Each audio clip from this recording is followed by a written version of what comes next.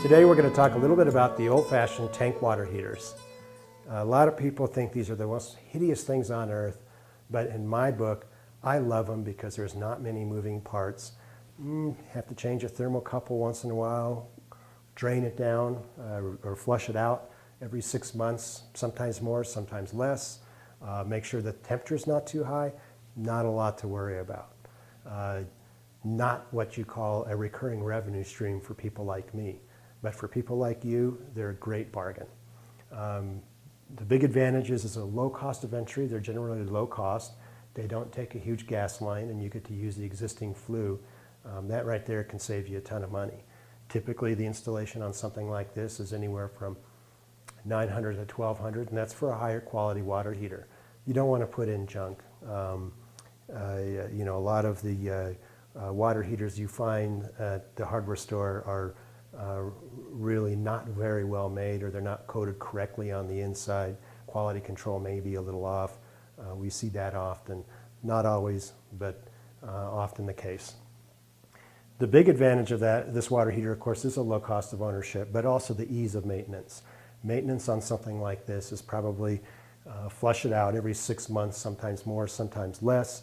Just depends on the scale buildup, or how much hard water you have, or how much debris, like you might be picking up sand in your well. All these things will increase the maintenance, and you'll have to kind of play it by ear. Word about this valve. All water heaters have a drain valve. Some of them are a really cheap plastic one, and we have gone to situations where the water heater hasn't been drained for 3 years, say. And I use the word drain, and really what I mean is flush, because you keep the water on, you hook a hose to this, and run it to the outside if you're smart, and turn it on full blast. And the idea is to flush out the stuff, the debris that may be sitting on the bottom of that water heater, and it flushes out, and you'll see this kind of, see it eject out of the hose, and when the water starts to run clear, then you know you've done what you can with that. If you have hard water, this water heater, as well as most water heaters, can really be problematic. You probably all have heard a hot water heater sound like it's making popcorn in your closet. You know, you hear that pop, pop sound and hissing sound. What that is really the calcium that sits on the bottom, like here, and what it does is it actually acts like a blanket between the flame and the water. But that blanket is covering that, the metal between the flame and the water. And of course, that would be like throwing a blanket down before you put your steak on a pan. Obviously, a lot of energy is not going to get to where you want it to go.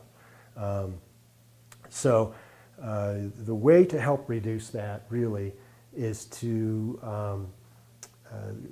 lower the water temperature. It seems that when you're running real high temperatures, like you're running the water temperature in the tank, or it's coming out of the faucet at 140 degrees, which is real hot. Like in a commercial kitchen, you really have to have those kind of temperatures to clean. Most home situations you don't, and as a matter of fact, it's very dangerous, particularly if you have somebody in the house that's very young or very old, or has something like diabetes. We read all the time in our plumbing journals about somebody who filled their bathtub up, put their foot in it, and watched their skin melt off because they couldn't feel anything on their foot because they have a medical condition that prevents them from doing that. That's why we use mixing valves whenever possible on our water heaters. It's a safety feature. You can turn them up, but you can also turn them down, and it's a real nice safety feature. In a lot of jurisdictions, it's code. You got to have it. But the other disadvantage of this water heater is that it has flue losses.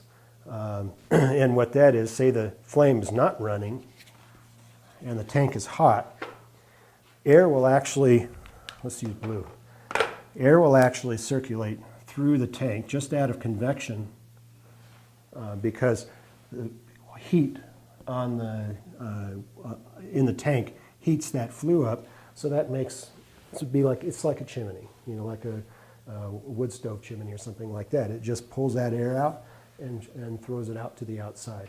And that's a loss. Again, If you keep your temperatures down, you don't have that issue, or minimizes that issue. If I have a water heater, say a 30-gallon water heater, and I have it turned up to 140 degrees, my flue losses are going to be much higher than, say, if I have a 70-gallon water heater and the temperature of the water is set at 120 degrees. You're going to have less flue losses.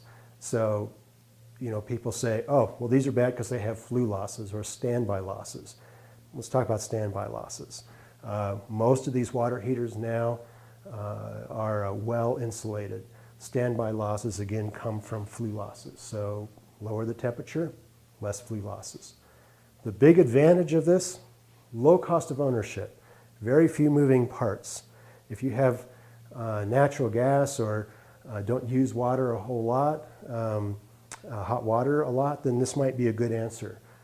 Nothing is really really clear what's right and what's wrong for a particular application. It's really a decision as far as, in my book, it's always cost of ownership, cost of ownership, cost of ownership.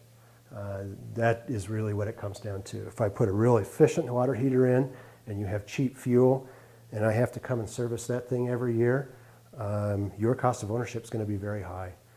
This unit here, we run across water heaters, grant you, they're making popcorn for a baseball game in there, but they're still running. And we change them out, and it takes 3 guys to haul it out because it's filled with so much junk over time. But nonetheless, it's still there, and we put the new one in, and all of a sudden our customers see their energy bill drop. So typical life cycle for a water heater in our area, in northern New Mexico. And again, water quality varies from well to well, but in general, what we see is anywhere from 7 to 12 years to have a water heater that's going to run and give you good service and run efficiently. I hope this helps answer some of your questions, and thank you very much for your time.